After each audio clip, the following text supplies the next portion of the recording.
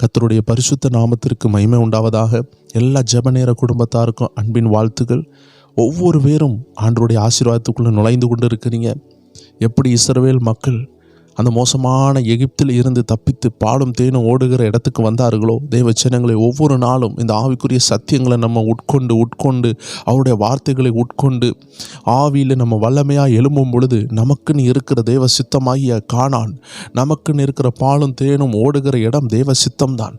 அந்த இடத்துக்குள்ளே கர்த்தர் உங்களை கொண்டு வருகிறார். இன்றைக்கி அநேகருக்கு ஒரு கேள்வி இருக்கிறது, நான் ஒவ்வொரு நாளும் சோர்வாக இருக்கிறேனே, ஒவ்வொரு நாளும் எனக்குள்ள ஜீவன் இல்லையே, எனக்குள்ள சந்தோஷம் இல்லையே, எத்தனையோ பேர் ஜெபிக்கிறாங்க, சந்தோஷமாக இருக்கிறாங்களே, நான் இதிலிருந்து எப்படி தப்பித்துக்கொள்ள நிறைய பேர் யோசிக்கிறாங்க. அதற்காக தான் சங்கீதக்காரன் அழகாக எழுதி வைத்திருக்கிறார் வேதத்தில். ஆண்டவர் அந்த சங்கீதக்காரன் மூலமாக சங்கீதம் 127 1வது வசனம் சொல்லுகிறது, கர்த்தர் வீட்டை கட்டாராகில் அதை கட்டுகிறவர்களின் பிரயாசம் விருதா, கர்த்தர் நகரத்தை காவாராகில் காவலால் விழித்திருக்கிறது விருதா.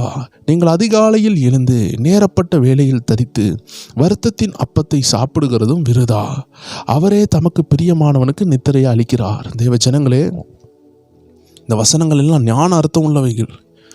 நம்ம வீடை நம்ம மட்டும் கட்டணும்னு நினச்சா அந்த வீடு கட்டப்படாது தேவச்சனமே. அதனால தான் ஆண்டு என்ன செய்கிறாரு, நமக்கு அவருடைய துணையை தருகிறார். அவருடைய வார்த்தை மூலமாக நமக்கு ஆலோசனை தருகிறார்.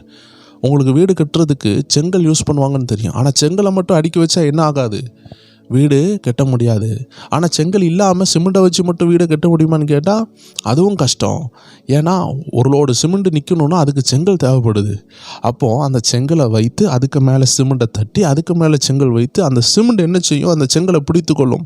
கடைசியாக செங்கலை சுற்றிலும் சிமெண்ட் பூசி அதை அழகான சுவராக மாற்றுகிறார்கள். இதே போல் செங்கலும் சிமெண்ட் இணைந்து இருந்தது போல் நீங்களும் ஆண்டவர் இணைந்து இல்லைன்னா உங்களுடைய லைஃப்பை பிசாசு திருடிடுவான். இன்றைக்கி அநேகருடைய லைஃப் பிசாசு திருடுறதுக்கு காரணம், அவர்கள் கிறிஸ்தவர்களாக இருந்தாலும் அவன் திருடுறதுக்கு காரணம், அவர்கள் வீட்டை அவர்கள் கட்டணும்னு நினைக்கிறாங்க. வசனம் சொல்லுது, கர்த்தர் வீட்டை கட்டாராகில் அதை கட்டுறவர்களின் பிரயாசம் விருதா. ஒரு கர்த்தருடைய பாதுகாப்பு ஒரு நகரத்துக்கு இல்லைன்னா அந்த நகரமே பிசாசினால் அழிக்கப்படும், மோசமான விஷயங்கள் நடக்கும். அதனால தான் தேவ ஜனங்கள் கர்த்தருடைய பாதுகாப்புக்குள்ளே வரணும். நம்ம காலையிலே எழும்புகிறோம், வசனம் சொல்லுது, நீங்கள் அதிகாலையில் எழுந்து நேரப்பட்ட வேளையில் தரித்து வருத்தத்தின் அப்பத்தை சாப்பிடுங்கிறதும் விருதா. அவரே தமக்கு பிரியமானவனுக்கு நித்திரை அளிக்கிறாராம். பாருங்களேன், இன்றைக்கி நம்ம லைஃப்பில் காலையிலே எழுந்து சோர்வு, மாலையிலையும் சோர்வு. இதற்கு ரகசியம் என்ன தெரியுமா? இதனோட உண்மையான விடுதலை எப்படி வருது தெரியுமா? தேவ ஜனங்களை, நேற்றைய தினத்தில் கூட பயப்படாதீங்கன்னு ஆண்டு பேசினார். அந்த பயம்தான் என்ன செய்யுது, நாளைய தினத்தை குறித்து கவலை. அதனால் காலையில் எழும்பினோன்னு வேலை பிஸியாக இருக்கிறோம், ஐயோ வேலை வருமானம், அதில் நம்ம மைண்டு போகுது. காலையிலே சமையல் செய்யணுமே, இந்த வேலைக்குள்ள காரியங்களை செய்யணுமே, படிக்கணுமே, எக்ஸாம் இருக்குது, இது எல்லாம் ஜபத்தை தாண்டி இது நம்மளை இழுத்து கொண்டு இருக்கிறது. நம்ம புரிந்து கொள்ளணும், அந்த பயம்தான் நம்மளை ஜெயித்து கொண்டு இருக்கு. அதனால தான் வேதம் சொல்லுகிறது, 1 யோவான் 4வது அதிகாரம் 18வது வசனம் சொல்லுகிறது, அன்பிலே பயமில்லை, பூரண அன்பு பயத்தை புறம்பை தள்ளும், பயமானது வேதனை உள்ளது, பயப்படுகிறவன் அன்பிலே பூரணப்பட்டவன் அல்ல. தேவ ஜனங்களே, நீங்கள் பயத்துக்கு இடம் கொடுக்கவே கூடாது. இன்றைக்கி நீங்கள் அவிசுவாசமாக பேசுகிறது காரணம் பயம்தான். உங்களுக்குள்ளே மறைந்திருக்கிற பயம், பயம் கோபமாக மாறும், பயம் எரிச்சலாக மாறும். இந்த கடிக்கிற நாய் குலைக்காதுன்னு சொல்லுவாங்க, குலைக்கிற நாய் கடிக்காதுன்னு சொல்லுவாங்க. இது இந்த நாய் குலைக்கிற நாய் ஏன் கடிக்காதுன்னு அது பயப்படுது, ஏன்னா அதுக்கு குலைக்க மட்டும்தான் தெரியும். அப்போ ஒரு நாய் குலைக்கிறது காரணம் பயம். பயத்தினால தான் இன்றைக்கி நிறைய பேர் சண்டைக்கு போவாங்க. அவங்க பயம், ஐயோ இவன் என்னை ஜெயித்திடக்கூடாது. ஸோ பயம் என்ன செய்யுதுன்னா கோபத்தை உண்டாக்கும். அதனால தான் தேவ ஜனங்களே, நம்ம பயந்துட்டோன்னு வைங்களேன், பிசாசு உள்ள நுழைஞ்சிருவான். The entry gate of Satan is fear, doubt. இதெல்லாம் சாத்தானுடைய நுழைவாய்வு. நம்ம அந்த நுழைவாயை நம்ம என்ன செய்யணும், பூட்டணும். ஆண்டு சொல்கிற அந்த அதிகாலை வேளையில் அன்பில் பயம் இல்லைன்னு சொல்கிறார். பூரண அன்பு பயத்தை மாட்டுன்னு சொல்கிறார். எதுக்கு மேலே அன்பு வைக்கணும், இந்த உலகத்துக்கு மேலேயா? இல்லை, கர்த்தர் மேலே, அவர் வார்த்தை மேலே. காலையிலே எழும்பி நீங்கள் வருத்தத்தின் அப்பத்தை புசிக்கக்கூடாது. சங்கீதம் 127 வாஸ்தம் பார்த்தீங்களா, 2வது வசனம், நீங்கள் அதிகாலையில் எழுந்து நேரப்பட்ட வேளையில் தரித்து வருத்தத்தின் அப்பத்தை சாப்பிடுகிறதும் விருதா. நீங்கள் அதிகாலையில் எழும்பி ஜெபிக்கணும்.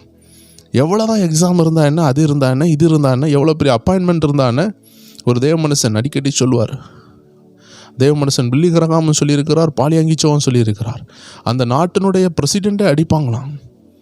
அப்போது அவங்க கீழே ஒர்க் பண்ணுறவங்க சொல்லுவாங்க is in prayer, is with God, is in devotion. அவங்க சீக்கிரம் கொடுங்களேன்னு சொல்லுவாங்க. அவர் சொல்ல 6 மணிக்கு தான் பேச முடியும்னு சொல்லுவாங்க.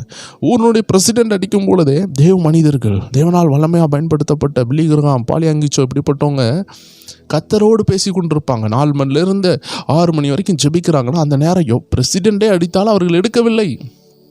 ஏன்னா அவர்களுக்கு ஒன்றை காட்டிலும் ஒரு பெரிய பிரசிடெண்ட்டை நான் பேசிகிட்டு இருக்கேன்பா, அவர் தான் வானத்தையும் பூமியும் உண்டாக்கின பிரசிடெண்ட். இன்றைக்கி நமக்கு என்ன பிரசிடெண்ட்டாக நம்மளை பார்க்க வராங்க? யோசித்து பாருங்கள் தேவச்சனமே. நமக்கு ஏதோ ஒரு இன்டர்வியூ இருக்கலாம், சின்ன ஒரு எக்ஸிபிஷன் இருக்கலாம், யாராவது வந்து நம்மளை செக் பண்ணிட்டு போகலாம், எதுவாக இருக்கட்டுமே, பெரிய பெரிய எக்ஸிக்யூட்டிவ்ஸ் வரலாம். ஆனால் பிரதமர் வரைக்கும், பிரசிடெண்ட் வரைக்கும் ஃபோன் பண்ணியும் தேவனை முன்னுரிமையில் வைத்த தேவ ஊழியர்கள் இருந்தார்களே. இன்றைக்கி நம்ம கத்தரை எந்த இடத்துல வைத்திருக்கிறோம்? அதை நம்ம யோசித்து பார்க்கணும் அல்லவா? அதனால தான் நமக்கு பயம். ஏன்னா நம்ம வேலையை நம்புகிறோம், தேவனை நம்புகிறத காட்டில் நம்ம உழைப்பை நம்புகிறோம். அதனால தான் கடைசி காலத்தில் பயந்து கொண்டே இருப்போம். நம்ம பயத்துக்கு காரணமே நம்ம கத்தரை நம்பாததுனால தான். கத்தரை முழுவதாக நம்பணும். 50% அல்ல தேவஜனமே, 100%, 100% நம்பி பாருங்களேன். அதான் வேதம் சொல்லுகிறது, பூரண அன்பு. அதில் பயம் இல்லை. பூரண அன்பு பயத்தை வெளியே தள்ளும், இருக்கிற பயத்தை மாற்றும். தேவனை நம்பி பூரண அன்பை ஏற்றுக்கொள்ளுங்க, அது உங்கள் பயத்தை மாற்றும். இதுதான் இன்றைக்கி ஆண்டு தருகிற வசனம். கத்தர் நகரத்தை காக்கணும், கத்தர் தான் பாதுகாப்பை தரணும், கத்தர் தான் உங்கள் வீட்டை பாதுகாக்கணும். அப்போ நீங்கள் என்ன செய்யணும்? நான் பாதுகாக்கணும், என் கணவர் பாதுகாக்கணும். அப்படி இல்லை, என் கணவர் பாதுகாத்தாலும், என்னுடைய வேலை எனக்கு வருமானத்தை தந்தாலும், அந்த வேலையை தந்த ஆண்டவர் எனக்கு வேண்டும், என் கணவரை தந்த ஆண்டவர் எனக்கு வேண்டும், இவை எல்லாவற்றையும் நான் அனுபவிக்க எனக்கு தந்த ஆண்டவர் எனக்கு வேண்டும்னு ஒரு எண்ணம் வரலன்னா கண்டிப்பாக எல்லா விஷயத்துலையும் சாத்தான் நுழைந்து போராடுவான். போராடின பிறகு ஐயோ போராட்டம் நம்ம ஓடுறதை காட்டிலும் அதற்கு முன்பதாகவே சாத்தான் எங்கே நுழைகிறான், எப்படி நுழைகிறான்னு உணர்ந்து நம்ம பூரண அன்புக்குள்ளே வந்து கத்தரை நேசிக்க ஆரம்பித்து, கத்தருடைய வார்த்தைகளை நேசிக்க ஆரம்பித்து, அதிகாலையிலே எழும்பி அவரை தேடி அவரோடு இருக்கும் பொழுது மீதி உள்ள எல்லா பிரச்சனைகளையும் கத்தர் பார்த்துக்கொள்வார். ஏன்னா சிமெண்டோடு சாந்து சேர்ந்தது போல உங்களோடு கத்தர் இணைந்துட்டார். இனி உங்களை யாராலையும் தடுக்க முடியாது. தேவச்சனங்களே, இந்த ஆசீர்வாதங்கள் மேல் வருவதாக. எல்லாரும் ஜெபிப்போமா? அன்பான ஆண்டவரே, உங்களுடைய பிரசனத்துக்குள்ளே வருகிறோம்ப்பா. ஒரு நகரத்தை நீங்கள் காத்துக்கொள்ளலைன்னா அதனுடைய காவலாளிகளும் வீணாண்டவரே. ஒரு வீடை நீங்கள் கட்டலைன்னா அதனுடைய கட்டுமான பணி ஒழுங்காக முடியாதப்பா. ஒரு குடும்பத்தை அன்பில் நீங்கள் கட்டலைன்னா அந்த குடும்பம் அன்பாக வராத ஆண்டவரே. ஆண்டவரே, இன்றைக்கி நீங்கள் எங்களுக்கு ரொம்ப தேவையாக இருக்கிறீங்க. உங்களை நாங்கள் வாஞ்சிக்கிறோம், உங்களை நாங்கள் வேண்டி அழைக்கிறோம். சகையுடைய வீட்டுக்கு வந்தது போல் இன்றைக்கி இந்த ப்ரைட் டைம் ஜனங்கள் ஒவ்வொரு பேருடைய வீட்டுக்கு நீங்கள் கடந்து செல்லுங்கள், அற்புதமாக கடந்து செல்லுங்கள், ஆதரவாக கடந்து செல்லுங்கள், ஒத்தாசையாக கடந்து செல்லுங்கள்.